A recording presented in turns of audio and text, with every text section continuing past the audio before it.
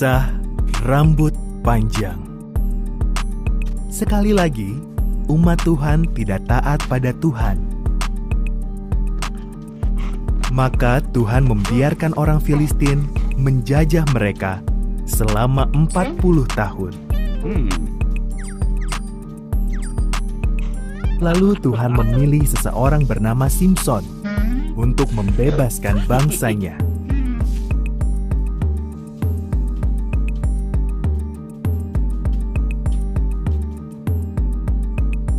Ibu Simson menerima janji dari malaikat bahwa ia akan punya anak lelaki. Simson harus berjanji kepada Tuhan tidak akan minum anggur, tidak akan menyentuh sesuatu yang sudah mati, tidak akan memotong rambutnya.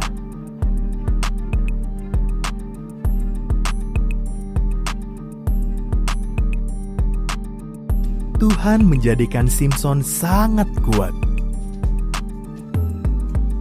Ia membunuh seekor singa, lalu lebah-lebah bersarang di bangkainya dan menghasilkan madu. Simson menyentuh bangkai singa itu. Ia melanggar salah satu janjinya kepada Tuhan. Ia bahkan makan madunya.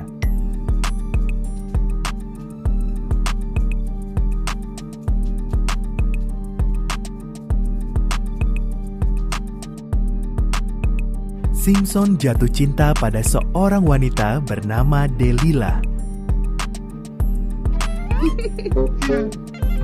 Orang Filistin menjanjikan banyak uang kepada Delila kalau ia bisa mencari tahu rahasia kekuatan Simson.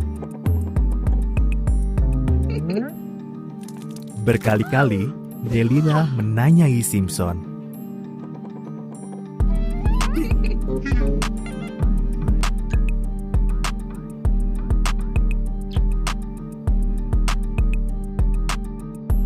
akhirnya Simson memberitahu Delila rahasianya. Kalau rambutku dipotong, kekuatanku akan hilang. Maka waktu Simson tidur, Delila memanggil orang untuk memotong rambutnya. Lenyaplah kekuatan Simson.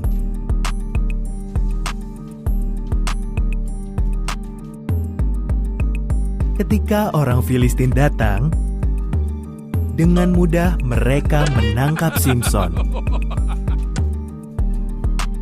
Mereka membuat mata Simson buta. Lalu Simson dimasukkan ke penjara. Ia dipaksa bekerja, menyeret batu penggiling yang amat berat.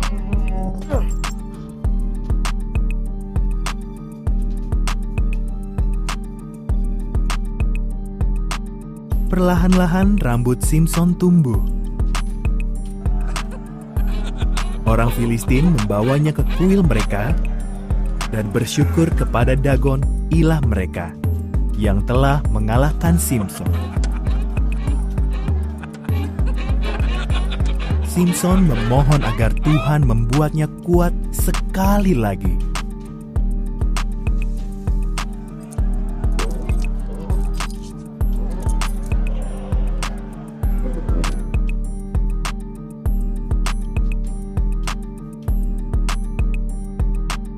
Simson berdiri di antara dua pilar besar, lalu mendorong kedua pilar itu. Kuil roboh. Semua orang Filistin tewas. Begitu juga Simson. Simson tidak memegang janjinya, tetapi Tuhan tak pernah ingkar.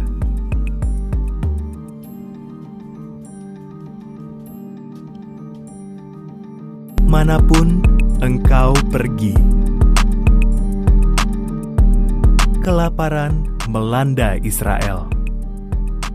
Elimelek, Naomi, dan putra-putra mereka pergi ke Moab mencari makanan. Elimelek wafat di sana. Anak-anaknya menikahi wanita Moab, yaitu Orpa dan Rut. Lalu kedua putra itu meninggal juga.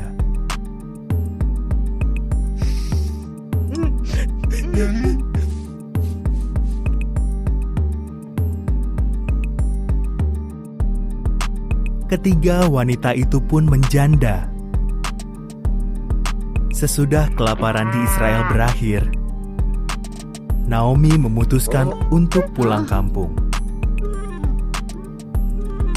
Tinggallah di Moab, katanya kepada menantu-menantunya. Ini kampung halaman kalian.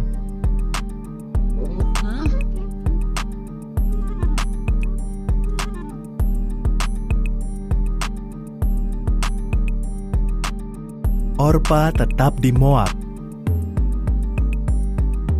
Tetapi Rut berkata, "Kemanapun engkau pergi, aku akan ikut. Bangsamu akan menjadi bangsaku. Tuhanmu akan menjadi Tuhanku." Rut bersama Naomi kembali ke Israel.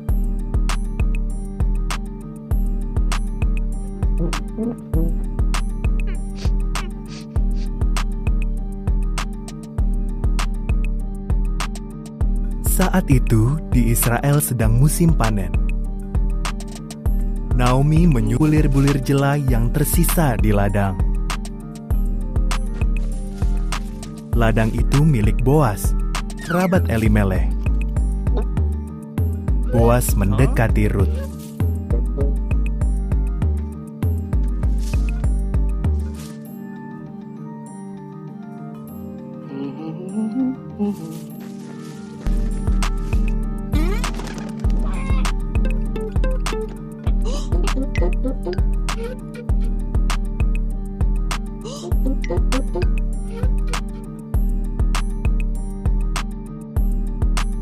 "Kau amat baik hati pada Naomi," kata Boas. "Pasti berat meninggalkan kampung halaman sendiri. Kiranya Tuhan memberkatimu." Ia memberi Rut makanan dan menyuruh para pegawainya memperhatikan Rut.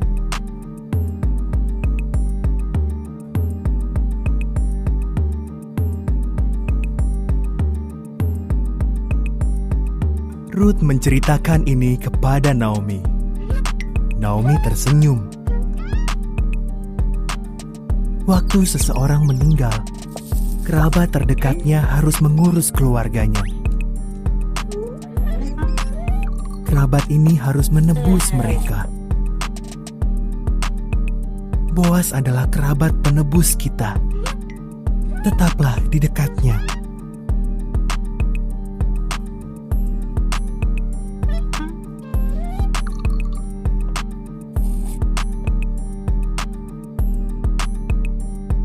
Maka Rut pun tetap di dekat Boas. Boas makin hari makin menyukai Rut. Boas membeli tanah Elimelek, lalu mengurus Naomi dan Rut. Kemudian Boas meminta Rut untuk menikah dengannya.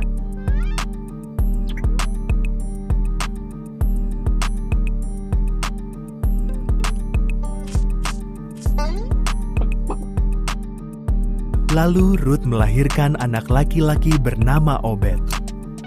Anak Obed bernama Isai, dan anak Isai bernama Daud, Raja Israel yang terbesar. Demikianlah Tuhan memberkati Rut seperti doa Boas.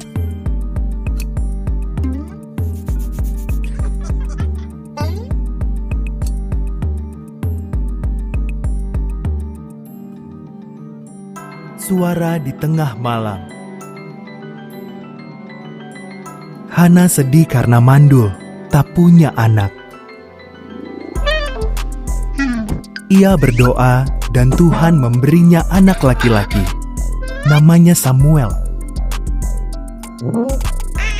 Hana amat bersyukur. Jadi ia menyerahkan Samuel kepada Tuhan untuk melayaninya.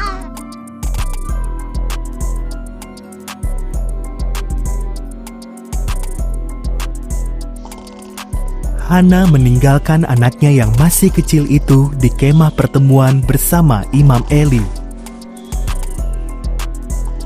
Samuel melayani Imam Eli yang sudah tua dan buta. Samuel bahkan tidur di kemah pertemuan, sedangkan Imam Eli tidur di kamar di dekat situ.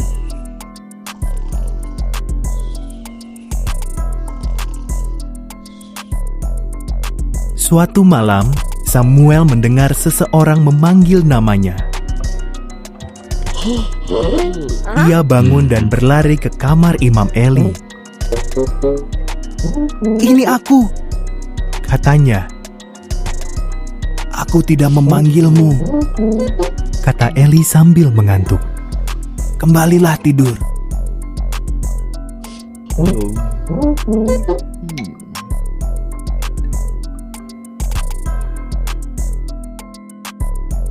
Samuel kembali ke tempat tidurnya. Ia mendengar namanya dipanggil lagi. Samuel berlari lagi kepada Eli. "Ini aku," katanya. Sambil mengantuk, Eli mengeluh. "Aku tidak memanggilmu. Kembalilah tidur."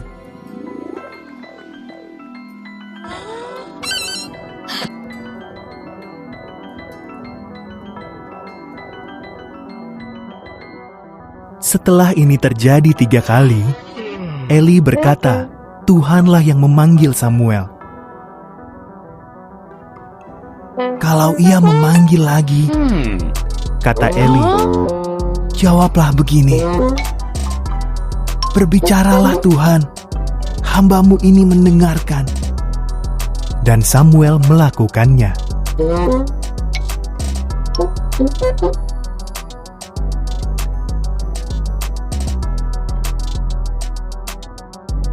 "Samuel," kata Tuhan, "maukah kau menjadi nabiku dan menyampaikan setiap perkataanku kepada umatku?" "Mau Tuhan," jawab Samuel. Dan itulah yang dikerjakan Samuel sampai lanjut usianya.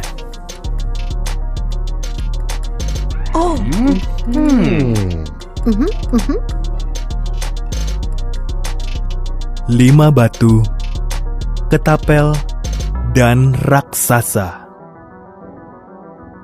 Raja pertama Israel bernama Saul. Raja Saul tidak taat pada Tuhan. Maka Tuhan berkata kepada Nabi Samuel, "Carilah orang bernama Isai. Salah satu anak laki-lakinya akan menjadi raja Israel yang baru."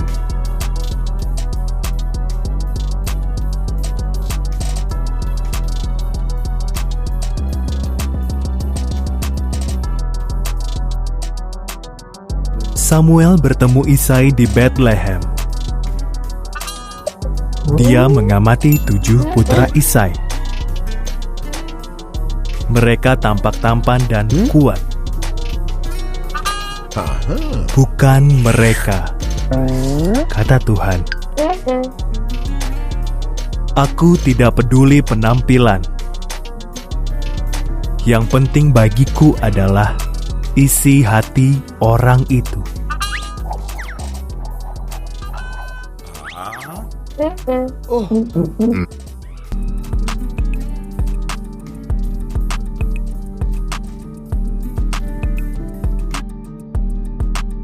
Isai memanggil Daud, putra bungsunya yang sedang menjaga domba di padang belantara.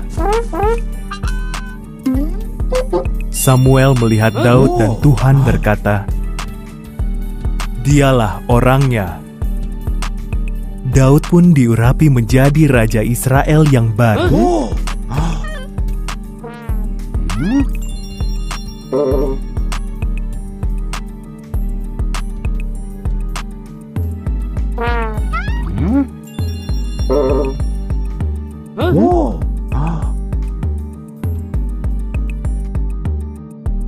Beberapa waktu kemudian, Israel berperang dengan bangsa Filistin. Goliat, prajurit raksasa Filistin, menantang bangsa Israel agar mengirim jagoannya melawan dia. Semua orang Israel gemetar ketakutan.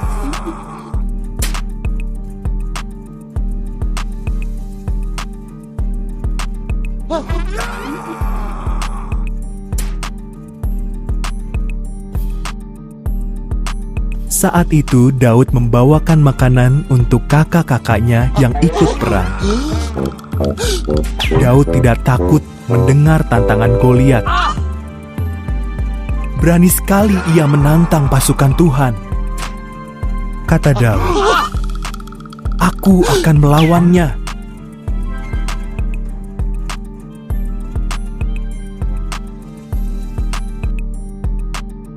Raja Saul terkejut dan menawarkan senjatanya kepada Daud. "Tidak," kata Daud. "Tuhan pernah menolongku membunuh binatang buas. Dia pasti akan menolongku melawan Goliat." Daud mengambil 5 butir batu dan ketapel.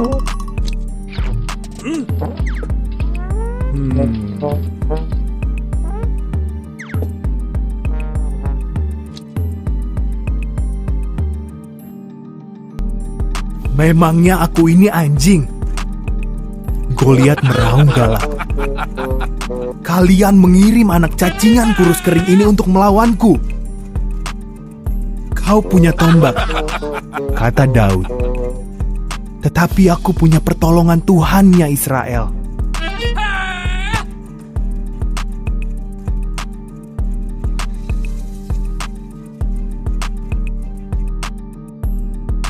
Daud memasangkan batu di ketapel dan melemparkannya. Batu itu mengenai dahi Goliat dan raksasa itu tumbang. Orang Israel mengalahkan orang Filistin. Dengan pertolongan Tuhan, Daud menjadi pahlawan.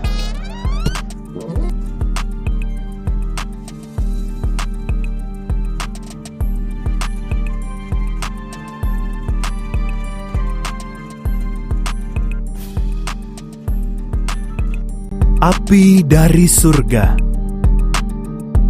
Daud menjadi raja yang besar. Lalu Salomo putranya naik tahta. Setelah Salomo wafat, umat Tuhan diperintah oleh banyak raja yang jahat. Salah satu yang paling jahat adalah Raja Ahab. Istrinya Isabel menyembah dewa Baal.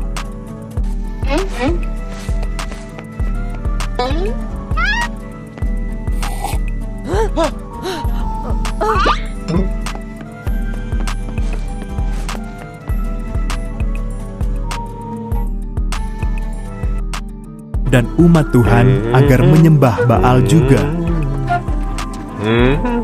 Karena dosa-dosa mereka, Tuhan tidak mengirimkan hujan selama beberapa tahun. Lalu Tuhan mengutus Elia nabinya menghadap Raja Ahab.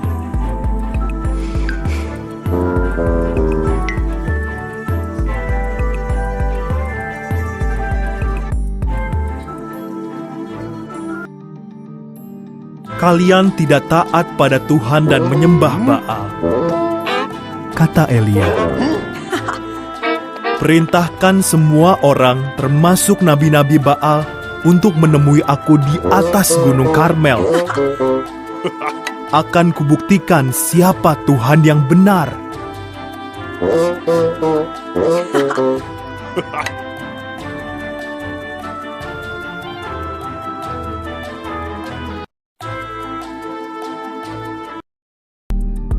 Semua orang berkumpul di gunung itu. Lalu Elia berkata kepada mereka, "Pilihlah. Kalau Tuhan itu Allah, ikuti Dia. Tetapi kalau Baal bisa membuktikan kuasanya hari ini, ikuti dia."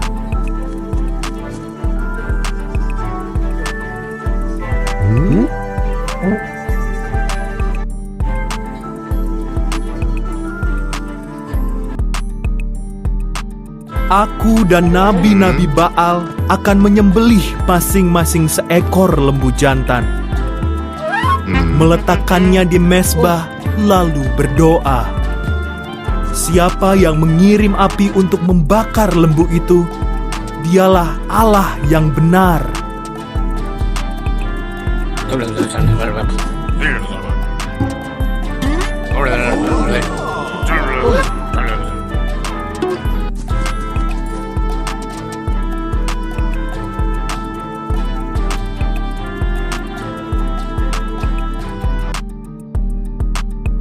Nabi-nabi Baal maju lebih dulu. Sepanjang pagi mereka berdoa kepada Baal. Tidak ada api turun. Sambil tertawa, Elia berkata, "Mungkin Baal sedang tidur. Berteriaklah lebih keras." Mereka pun berteriak-teriak sepanjang siang. Tetap tidak terjadi apa-apa.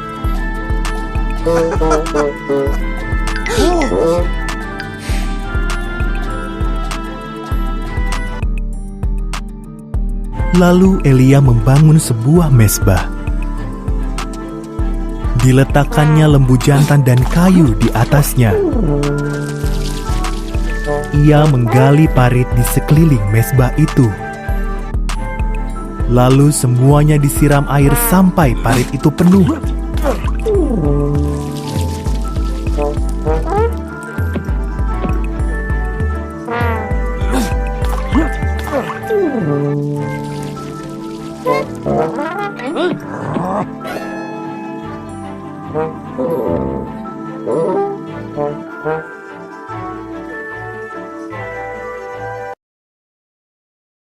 Elia berdoa.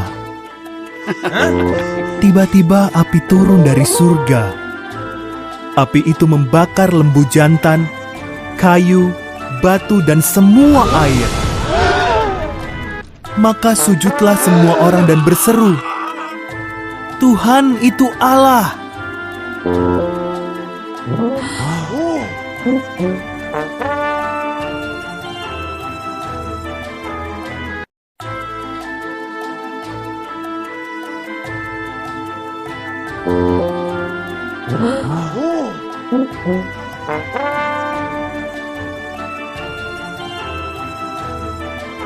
Keselamatan di tengah auman. Umat Tuhan tidak taat lagi padanya. Maka Tuhan membiarkan mereka ditawan musuh. Musuh-musuh itu menghancurkan Yerusalem dan menawan banyak orang Yahudi ke Babel, negeri mereka.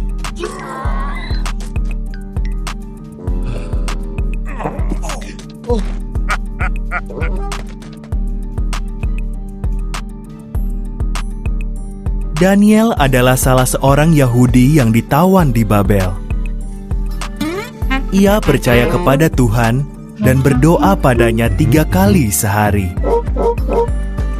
Tuhan memberkati Daniel sehingga ia menjadi pemimpin yang berkuasa di negeri itu.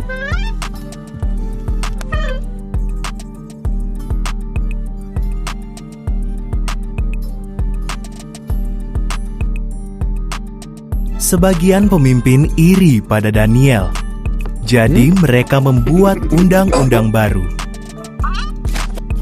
Orang hanya boleh berdoa kepada Raja Darius. Siapa yang tidak patuh akan dilemparkan ke kandang singa. Darius setuju.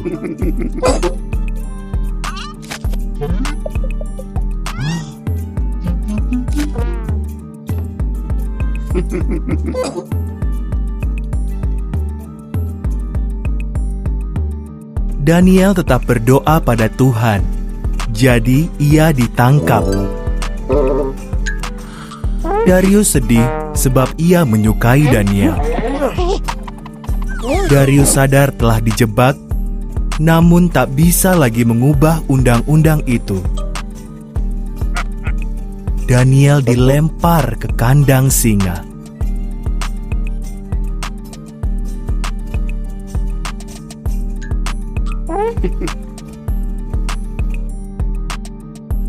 Singa-singa itu mengaum dan merangkak ke arah Daniel. Lalu datanglah seorang malaikat Tuhan yang mengutusnya. Malaikat menutup mulut singa-singa itu. Daniel tidak terluka sedikit pun malam itu.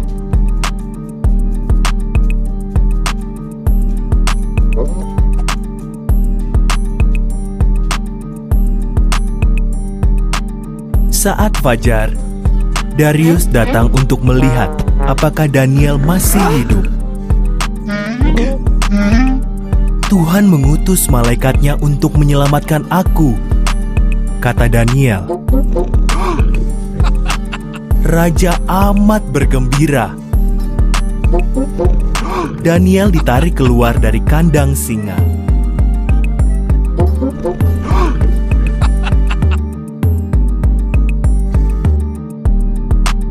Lalu Raja Darius menyuruh agar musuh-musuh Daniel dilempar ke kandang itu. Singa-singa itu menghabisi mereka. Raja Darius memerintahkan rakyatnya agar menghormati Tuhannya Daniel yang kuat dan hidup.